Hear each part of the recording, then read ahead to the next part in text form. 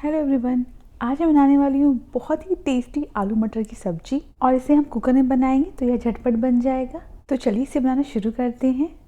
सबसे पहले टमाटर का पेस्ट बना लेंगे। ग्राइंडर जार में 3 टमाटर डाल देंगे, इसमें 5 लहसुन डाल देंगे, इसमें 2 इंच अदरक डाल देंगे, 3 हरी मिर्च डाल देंगे और अब इन सबको अच्छे से पीस लेंगे।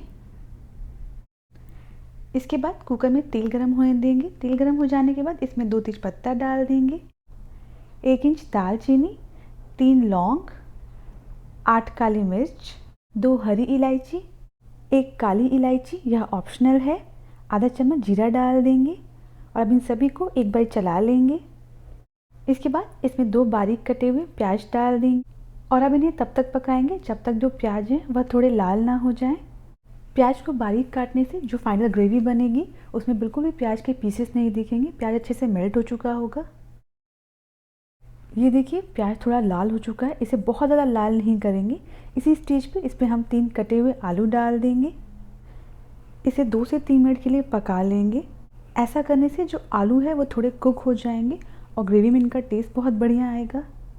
अगर आप फ्रेश मटर का इस्तेमाल कर रहे हैं तो उन्हें भी आलू के साथ डाल दें। ये देखिए आलू थोड़े कुक हो गए हैं। ध्यान रखिएगा आलू को पकाते समय जो प्याज हैं वो जले ना। अब इसमें जो टमाटर का पेस्ट बनाया था वो डाल देंगे, इसे अच्छे से मिक्स कर लेंगे।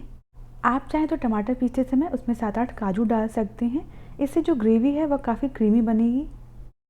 अब इसे 4 से 5 मिनट के लिए ढककर पकने देंगे, बीच बीच में चलाते रहना है। लगभग 5 मिनट बाद टमाटर अच्छे से पक गए हैं, इसे एक बार चला लेंगे।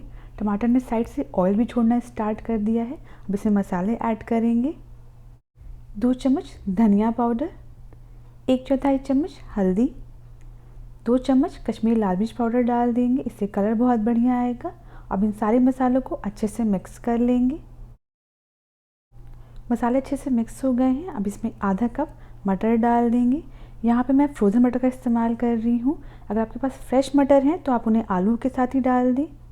मटर मसालों के साथ अच्छे से मिक्स हो चुका है। अब इसमें पानी ऐड करेंगे, इसमें 1 कप पानी डाल देंगे। आपको ग्रेवी कंसिस्टेंसी जैसी चाहिए आप अपने हिसाब से पानी ऐड करें।